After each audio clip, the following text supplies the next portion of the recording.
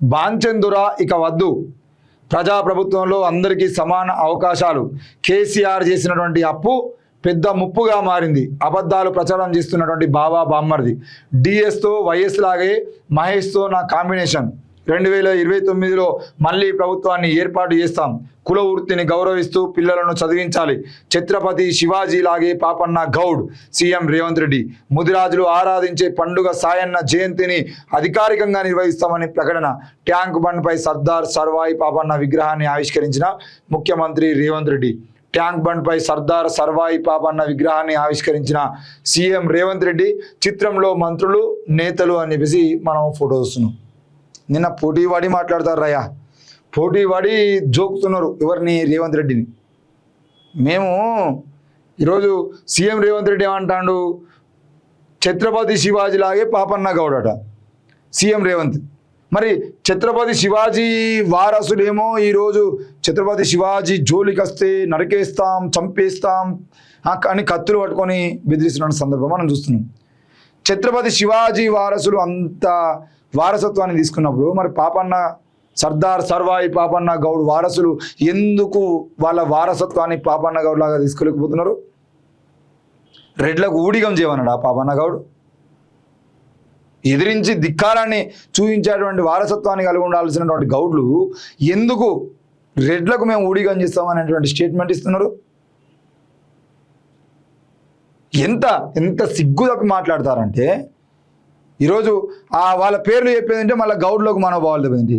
అన్న గౌడన్నలకు దండం పెడుతున్నా, నిన్న గౌడ్ల ఆత్మగౌరవం అంటూ మన ఆత్మగౌరవాన్ని రేవంత్ రెడ్డి కాళ్ళ కింద పెట్టినటువంటి మీ నాయకులను గల్లా బట్టి అడగండి. పాపన్న గౌడ్ వారసత్వం అంటే రేవంత్ రెడ్డికి ఊడిగం చేయడమో, పొంగులేటి శ్రీనివాసరెడ్డికి ఊడిగం చేయడమో, కోదండరాం రెడ్డికి ఊడిగం చేయడమో, లేదంటే ఉత్తమ్ కుమార్ రెడ్డికి ఊడిగం చేయడమో కాదు. కోమటిరెడ్డి వెంకటరెడ్డికి, కోమటిరెడ్డి రాజగోపాల్ రెడ్డిలకు ఊడిగం చేయడం పాపన్న గౌడ్ వారసత్వం కాదు. పాపన్న గౌడ్ వారసత్వం అంటే ఛత్రపతి శివాజీ వారసత్వం అంటే ఎదిరించడం, ఎదిరించి నిలబడడం, ధిక్కారాన్ని తెలియజేయడం. మీరెందుకు ఇంకా పాపన్న గౌడ్ వారసత్వం అని చెప్పి పాపన్న గౌడ్ విగ్రహాన్ని పెడితే 25 ఏళ్ల పాటు మేము ఊడిగం చేస్తామని చెప్పేసి చెప్పేటువంటి గౌడ్ నేతలని మీరు నమ్మకండి.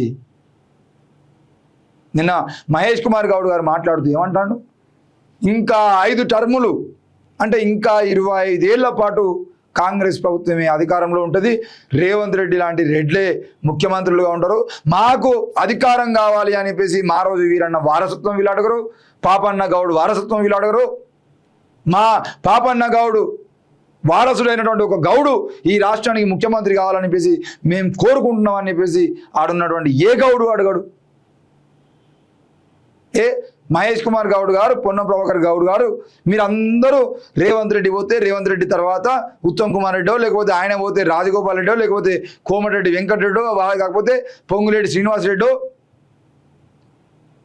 మళ్ళా ఆ మూలకు ఉన్నటువంటి చిన్నారెడ్డి బయటకు వస్తాడు, చిన్నారెడ్డి తర్వాత మెగారెడ్డి బయటకు వస్తాడు, లేదంటే జడ్చర్ల ఎమ్మెల్యే అనిరుద్ధ్ రెడ్డి బయటకు వస్తాడు. ఈ రెడ్లందరూ కలిసి మా అధికారం కావాలి మళ్ళీ అని చెప్పేసి వాళ్ళ అధికారాల కోసం వాళ్ళు తెర మీదకి వస్తున్నటువంటి సందర్భంలో మీరేమో ఇంకా 25 ఏళ్ల పాటు మేము ఊడిగం చేస్తామని ప్రకటనలు చేస్తారా? బహుజనుల ఆత్మగౌరవం అట బట్టి విక్రమార్క గారు మాట్లాడుతున్నారు. ఏది బహుజనుల ఆత్మగౌరవం? సావిత్రిబాయి పూలే, జ్యోతిరావు పూలే విగ్రహాలను తీసుకొచ్చి ఓ మూలకు పెడితే 125 అడుగుల అంబేద్కర్ విగ్రహాన్ని పెట్టినటువంటి కేసీఆర్ ఆనాడు దళితుల ఆత్మగౌరవం అని చెప్పేసి కేసీఆర్కు ఊడిగం చేయడమే దళితులకు, ఇంతకంటే ఈ విగ్రహం పెట్టింది కాబట్టి దళితులందరూ కేసీఆర్ కోటేయరు అని చెప్పేసి ఆనాడు చెప్పారు. ఈరోజేమో ఆర్ కృష్ణ లాంటి వాళ్ళు, ఈయన జాజుల శ్రీనివాస్ గౌడ్ లాంటి వాళ్ళు వేదికల మీదకి ఎక్కి మహాత్మా జ్యోతిరావు పూలే, సావిత్రిబాయి పూలే విగ్రహం పెట్టింది కాబట్టి రేవంత్ అన్న వర్ధిల్లాలా? ఏం వర్ధిల్లాలి?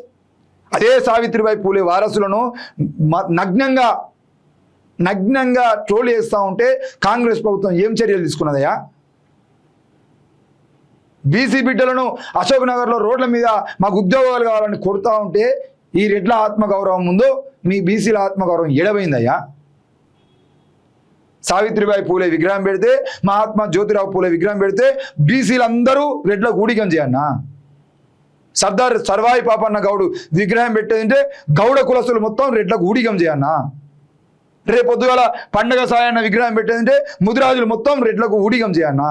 ఇదేనా ఆత్మగౌరవం? పండగ సాయన్న అదే చెప్పిండా, పాపన్న గౌడ్ అదే చెప్పిండా, ఛత్రపతి శివాజీ అదే చెప్పిండా, మహాత్మా జ్యోతిరావు పూలే అదే చెప్పిండా, బాబాసాహెబ్ అంబేద్కర్ అదే చెప్పిండా? ఎవడు చెప్పిండు మీకు ఊడిగం చేయమని? ప్రశ్నించడం చేత కాకపోతే ఇంటికాడ పండండి, మాట్లాడడం చేత కాకపోతే నియోజకవర్గాలలో ఉండండి.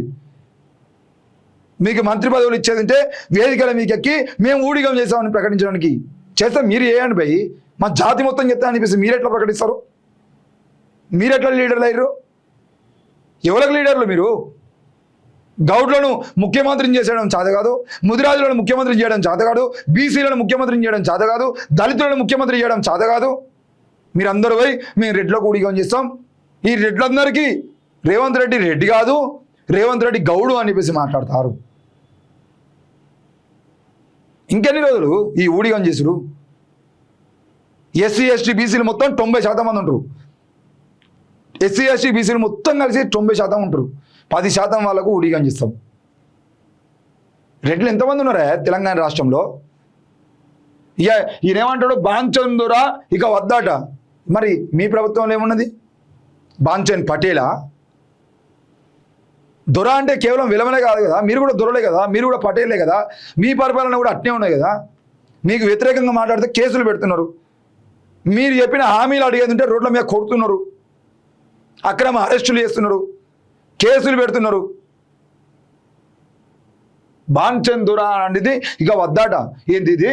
కేసీఆర్ ప్రజాప్రభుత్వంలో అందరికీ సమాన అవకాశాలు. ఏడ సమాన అవకాశాలు వచ్చినాయి చూయించురి. తెలంగాణ రాష్ట్రంలో ఎంతమంది బీసీలు ఉన్నారు? ఎన్ని ఎమ్మెల్యే సీట్లు మీరు ఇచ్చిరు? ఎన్ని మంత్రి పదవులు మీరు ఇచ్చిరు? ఎన్ని ఎమ్మెల్సీలు ఇచ్చిరు? ప్రకటించుర్రి. సమాన అవకాశాలా?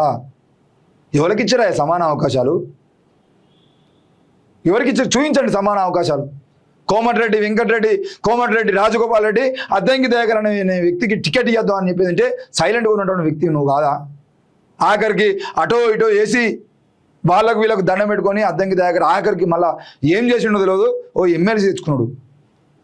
మీకు దళితులకు సంబంధించిన పంచాయతీలు వచ్చినప్పుడు, లేదంటే హరీష్ రావుని తిట్టాల్సి వచ్చినప్పుడు, కేటీఆర్ని తిట్టాల్సి వచ్చినప్పుడు, కేసీఆర్ని తిట్టాల్సి వచ్చినప్పుడు అద్దంకి దయాకర్ను నువ్వై తిట్టు అని చెప్పేసి అంటే ఆయన మీకు తిట్టడం కోసం, ప్రతిపక్షాలను తిట్టడం కోసం మాత్రమే పనికొస్తాడా? ఏ మంత్రి పదవి ఎందుకు వెళ్ళలేదు ఆయనకు? ఏ మాట్లాడమంటే ఆత్మగౌరవం ముచ్చట్లు మాట్లాడతారు వీళ్ళు వేదికల మీద. ఎవడో ఆత్మగౌరవంతో బతుకుతాం తెలంగాణలో? చెప్పుడు మీరు. తెలంగాణలో ఆత్మగౌరవాన్ని రెడ్ల దగ్గర తాకట్టు పెట్టడం ఆత్మగౌరవం. గౌడన్నలా పరువు తీయకండి దయచేసి. ఇది ఈయన కాట డిఎస్తో వైఎస్ ఎట్లా ఉన్నాడో మహేష్ కుమార్ గౌడ్తోని నా కాంబినేషన్ అట్లా ఉంటారు. మహేష్ కుమార్ గౌడ్కు నువ్వు ఇచ్చినటువంటి విలువ ఏంది నాకు అర్థం కాదు. మహేష్ కుమార్ ఇప్పుడు రేవంత్ రెడ్డి చేతిలో ఎన్ని వేల కోట్లు ఉంటున్నాయి, పక్కపడిన శ్రీధరబాబు చేతిలో ఎన్ని వేల కోట్లు ఉంటున్నాయి, పొంగులేటి శ్రీనివాసరెడ్డి చేతిలో ఎన్ని వేల కోట్లు ఉంటున్నాయి, లేదంటే ఉత్తమ్ కుమార్ రెడ్డి చేతిలో ఎన్ని వేల కోట్లు ఉంటున్నాయి, మహేష్ కుమార్ గౌడ్ దగ్గర ఎన్ని వేల కోట్లు ఉంటున్నాయి నాకు అర్థం కాదు. పక్కనే ఉన్నటువంటి పొన్నం ప్రభాకర్ గౌడ్ చేతిలో ఎన్ని వేల కోట్లు ఉంటున్నాయి, సీతక్క దగ్గర ఎన్ని వేల కోట్లు ఉంటున్నాయి, కొండా సురేఖ దగ్గర ఎన్ని వేల కోట్లు ఉంటున్నాయి. మా బీసీ మంత్రుల చేతుల్లో, మా బీసీ నాయకుల చేతుల్లో రూపాయి ఉండదు. వీళ్ళకి ఇచ్చేటివో ఆర్టీసీలు, లేదంటే పౌర సరఫరాల శాఖలు, ప్రజా సంబంధాల శాఖలు, లేదంటే మహిళా శాఖలు, వీళ్ళకు రెవెన్యూకు సంబంధించిన శాఖలేమో పక్క పెట్టి వీళ్ళకి ఇచ్చుకుంటారు. ఆర్థిక శాఖ ఎందుకు ఇవ్వలేదు? మరి రెవెన్యూ శాఖ ఎందుకు ఇవ్వలేదు మాకు? ఐటీ శాఖ ఎందుకు ఇవ్వలేదు మాకు? లక్షల కోట్ల రూపాయలు పెట్టుకున్నటువంటి శాఖలేమో మీ దగ్గర రెడ్ల దగ్గర పెట్టుకొని ఆత్మగౌరవం ముచ్చట మాకు చెప్తారు. బీసీలు అంటే పిచ్చోళ్ళు అనుకుంటారా మీరేమన్నా?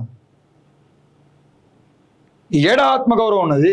కులవృత్తిని గౌరవిస్తూ పిల్లల్ని చదివించాలట. మా కులవృత్తులేమో మేము చేసుకోవాలి, మేము కులవృత్తులను గౌరవించుకుంటూ పోవాలి, మీరేమో దోచుకుంటూ పోవాలి. మీదేమో మొత్తం భూములు కబ్జాలు చేసుడు. ఏది మీ కులవృత్తి ఏంది? రెడ్ల కులవృత్తి ఏంది చెప్పండి, ప్రకటించండి. రాజ్యాన్ని ఏలడమే మీ కులవృత్తి. కాబట్టి ఈ రేవంత్ రెడ్డి పోయిన తర్వాత పొంగులేటి శ్రీనివాసరెడ్డి రావాలి, పొంగులేటి శ్రీనివాసరెడ్డి కాకపోతే రాజగోపాల్ రెడ్డి రావాలి, రాజగోపాల్ రెడ్డి కాకపోతే అనిరుద్ధ్ రెడ్డి రావాలి, అనిరుద్ధ్ రెడ్డి కాకపోతే చిన్నారెడ్డి రావాలి, చిన్నారెడ్డి రాకపోతే మేఘారెడ్డి రావాలి. వీళ్ళందరూ రాజ్యాధికారం కోసం ముచ్చట్లు పెడతా ఉంటారు కూర్చొని. మనకేమో విగ్రహాలు, ఈ విగ్రహం అయిపోయిన తర్వాత గద్దరన్న విగ్రహం పెట్టాలి, గద్దరన్న విగ్రహం అయిన తర్వాత అందశ్రీ విగ్రహం పెట్టాలి, అందశ్రీ అయిపోయిన సాయన విగ్రహం, సాయన విగ్రహం అయిపోయిన తర్వాత ఇంకో విగ్రహం. మనం అంతా విగ్రహాల చుట్టూ తిరుగుతాం. ఒక్క విగ్రహం పెట్టగానే గల్లా ఎగరేసుకొని ఉద్యమకారులు అని చెప్పేటువంటి వాళ్ళేమో రోడ్ల మీకు వచ్చి ఉద్యమకారులు ముచ్చట్లు చెప్తారు. వీడేమో ఫోటోలు తీయడానికి లైన్ నిలబడతారు. రేవంత్ రెడ్డితో దిగాల్సిన అవసరం నీకేమున్నది ఉద్యమకారునికి? ఎందుకు బీసీలను అడ్డం పెట్టుకొని రాజకీయాలు చేస్తున్నారు మీరు? బీసీలను పిచ్చోళ్ళని చేస్తున్నారు మీరు. బాన్చందొరాట అంతకన్నా దారుణంగా ఉన్నది తెలంగాణలో రేవంత్ రెడ్డి పాలన. బాన్చందొరా అని కేసీఆర్ సమయంలో ఏ విధంగా అయితే ఉన్నదో అంతకన్నా దారుణంగా ఉన్నది ఈరోజు ప్రభుత్వంలో పాలన.